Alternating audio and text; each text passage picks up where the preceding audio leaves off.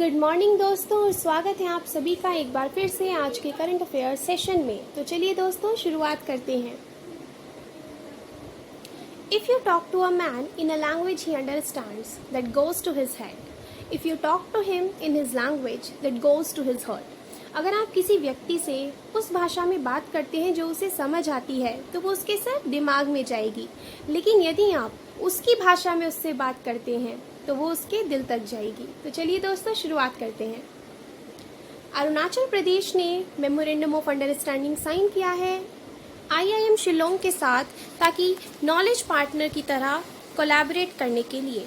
Government जो है अरुणाचल प्रदेश की, उसने MOU साइन किया है doctor APJ Abdul Kalam centre for policy research and analysis IIM Shillong के साथ, ताकि वो कोलैबोरेट कर सकें एक नॉलेज पार्टनर की तरह for capacity building of state government officers and to set up a satellite centre of IIMS in the state and for necessary policy interventions. ये जो एसोसिएशन है, इसकी वजह से IIM शिलोंग जो है थिंक टैंक बन गया है स्टेट गवर्नमेंट के लिए, जो कि वर्क करेगा सेक्टर्स कौन से सेक्टर्स में, टूरिज्म, हेल्थ एक्सेट्रा। CRPF ने मेमोरेंडम ऑफ अंडरस्टैंडिंग साइन किया है CDAC के साथ, ताकि ट्रेन किया जा सके man power of force in advance technologies. Force की जो लोग हैं, फोर्स के जो हमारे आर्मी पर्सनल हैं, उनको इस तरीके से ट्रेनिंग दी जा सके। जो भी एडवांसिंग टेक्नोलॉजीज अब रिसेंटली इमर्ज हो रही हैं, बन रही हैं, उन सभी में उन्हें क्या दी जा सके, ट्रेन किया जा सके। जो CRPF है उसने साइन किया है मेमोरेंडम ऑफ अंडरस्टैंडिंग CDAC के साथ, ताकि जो भी हमारे फोर्स के आर्मी पर्सनल्स हैं उनको क्या किया जा सके, एडवांस टेक्नोलॉजीज़ में, और जो भी ऐसे प्रोजेक्ट्स हैं जो कि बिल्कुल रीसेंट टेक्नोलॉजीज़ की तरह इमर्ज होकर आ रहे हैं, उनमें हमारे पर्सनल्स को, जो हमारे फोर्स पर्सनल्स हैं, उनको ट्रेनिंग दी जा सके। ये जो मेमोरेंडम ऑफ अंडरस्टैंडिंग है, इसकी वजह से जो टेक्निकल कैपेबिलिटीज़ हैं, टेक्निकल क्षमताएं हैं CRPF की, वो क्या होंगी, बढ़ेंगी, क्योंकि उनके लोगों को ट्रेन किया जाएगा एडवांस एरियाज़ में, जैसे कि internet of things, cyber security, artificial intelligence etcetera. Amit Shah ने ग्रेटर सोरा वाटर सप्लाई स्कीम को इनॉग्रेट किया है मेघालय में। Union home minister Amit Shah ने चीफ मिनिस्टर कोनराड के सांगमा के साथ क्या किया है, इनॉग्रेट किया है much awaited and prestigious scheme, जिसका नाम है greater Zorah water supply scheme.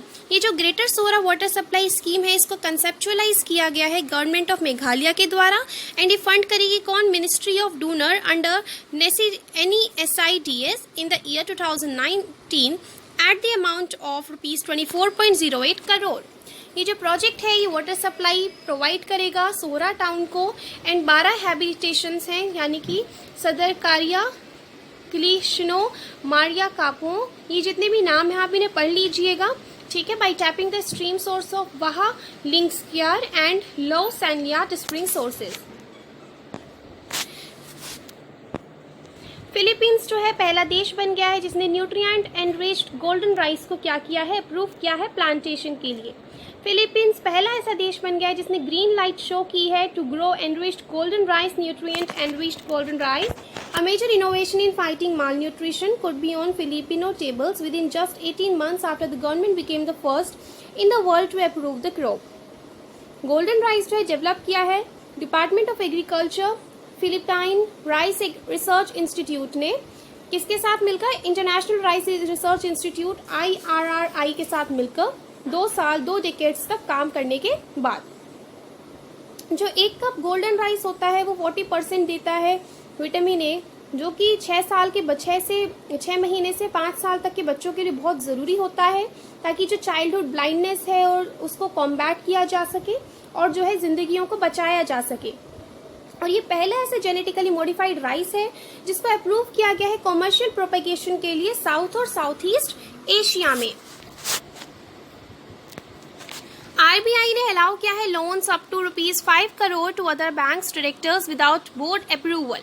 Reserve Bank of India ने अपनी जो है लिमिट को रेज कर दिया है लोन्स पर to be sanction to directors और associates without board approval for the first time in 26 years to ₹5 crore from ₹25 lakhs last set in 1996। ये जो रिवीजन है थ्रेशोल्ड में एप्लीकेबल है सिर्फ पर्सनल लोन्स के लिए, जो कि डिस्ट्रीबर्स किए जाते हैं किसी भी डायरेक्टर को, किसी भी बैंक के किसी भी डायरेक्टर को। जितने भी लोन्स होते हैं रिलेटिव्स के बैंक्स ऑन डायरेक्टर्स के, relatives of directors of other banks and the companies of firms associated with them. NASA ने स्पेस एक्स को सिलेक्ट किया है जुपिटर मून मिशन के लिए। नासा ने इलॉन मस्क की कंपनी स्पेस एक्स को जो है सिलेक्ट किया है क्या करने के लिए, जुपिटर्स मून यूरोपा को लॉन्च करने के लिए, जो कि which has liquid oceans that could harbour life. अभी जो National Aeronautics and Space Administration है, इसने कहा है एक स्टेटमेंट की जो कॉन्ट्रैक्ट है यूरोपीय क्लिपर मिशन के लिए, जो कि अक्टूबर 2024 में लॉन्च होगा on a falcon heavy rocket from the Kennedy space centre in Florida, ये कितने का है, $178 मिलियन का है। इंडिया के चीफ हाइड्रोग्राफर ने एलेक्सेंडर डालरी-मेपल अवार्ड को रिसीव किया है। इंडिया के chief hydrographer vice admiral Vinay Badhwar ने रिसीव किया है Alexander Dalrymple award by the British government in recognition of his works in areas of hydrography and nautical cartography. देखिए, इन्होंने नॉटिकल माइल्स आप सभी ने सुना होगा, वो जो समुद्र से क्या कहते हैं, लैंड से और समुद्र तक का जो एक एरिया होता है 20 किलोमीटर का, तो वहीं इन्होंने नॉटिकल कार्टोग्राफी के फील्ड में वर्क किया और हाइड्रोग्राफी जैसे एरियाज में वर्क किया, जिसकी वजह से वाइस एडमायरल विनय बादवार को ये अवार्ड दिया गया है। एलेक्सेंडर डालरी-मेपल अवार्ड जो है दिया जाता है, किनके नाम से दिया जाता है, फर्स्ट हाइड्रोग्राफर थे ब्रिटिश एडमायरल्टी के, एंड इसे इंस्टीट्यूट किया गया था 2006 में। पायल कपाड़िया ने जो है बेस्ट डॉक्यूमेंट्री अवार्ड जीता है केन्स में। Mumbai based film maker Payal Kapadia ने बैक किया है और Golden Eye award for best documentary for her film A Night of Knowing Nothing at Cannes film festival. बहुत ही अच्छी बात है।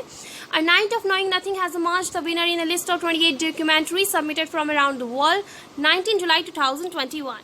A Night of Knowing Nothing is a story of a college student who writes letters to her lover when he is away. और ये जो story है ये एक ऐसे कॉलेज स्टूडेंट की है जो कि लेटर्स लिखता है अपनी लवर के लिए जब वो उससे दूर होता है। Pramod Bhagat name differently abled sportsman of the year 2019। Pramod Bhagat को 2019 का differently abled sportsman of the year दिया गया है। World number 1 para shuttler Pramod Bhagat was name differently abled sportsman of the year at Indian sports honour for 2019। Bhagat ने 2 गोल्ड मेडल्स जीते और 1 bronze at the Dubai para badminton tournament this year.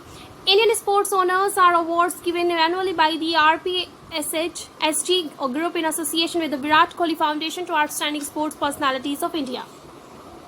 Madrid के iconic Paseo del Prado Buen Retiro Park win World Heritage status। देखिए, अभी हमारे भारत से एक तो 39th वर्ल्ड हेरिटेज साइट बनी है रमप्पा टेम्पल, और अभी 40th बनी है ढोलावीरा, जो कि एक इंडस वैली सिविलाइजेशन की साइट है गुजरात में।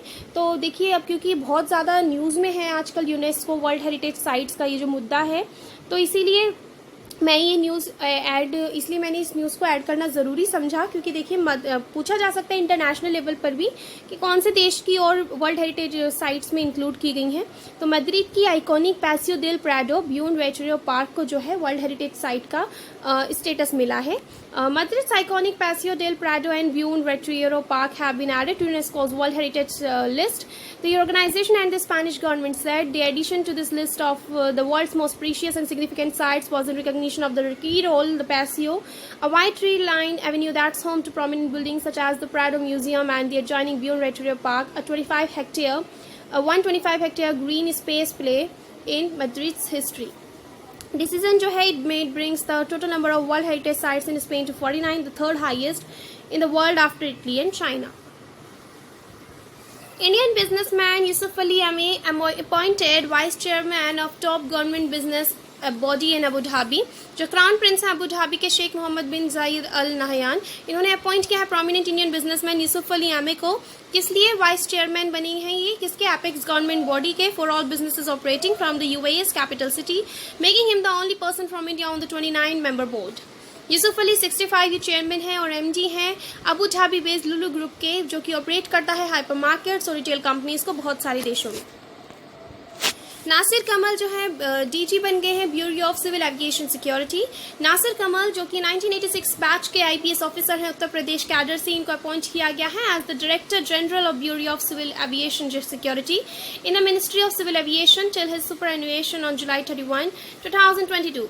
DCAS जो है विंग है सिविल एविएशन मिनिस्ट्री की, जो कि लुक आफ्टर करती है सिविल एविएशन की सिक्योरिटी को। इनका अपॉइंटमेंट जो है क्लियर किया गया है by the appointments committee of the cabinet headed by the prime minister. Byju ने एक्वायर कर लिया है edtech firm for higher education Great Learning for $600 million. Edtech major Byju's ने क्या किया है, उसने Singapore based headquartered Great Learning जो है उसको एक्वायर कर लिया है USD 600 मिलियन में, जिसका मतलब अप्रोक्सीमेट कॉस्ट है करोड़ में 4,466 करोड़।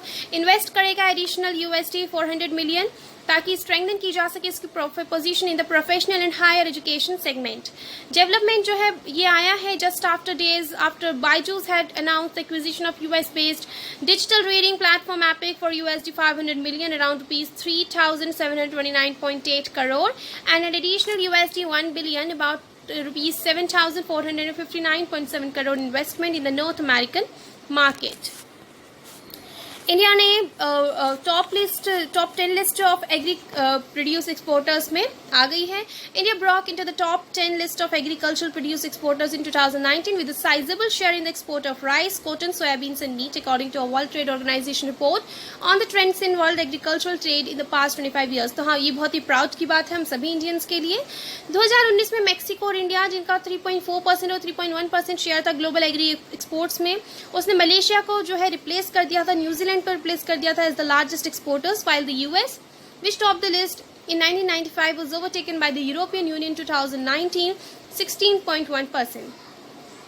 जो यूएस का शेयर है वो गिर गया है 13.8% से 2019 में। ब्राजील ने अपनी रैंकिंग को थर्ड लार्जेस्ट एक्सपोर्टर में बनाए रखा है, बट उसका शेयर बढ़ गया 4.8% 1995 से 7.8% इन 2019। चाइना ने क्लेम किया है from the 6th spot to the 4th spot in 2019।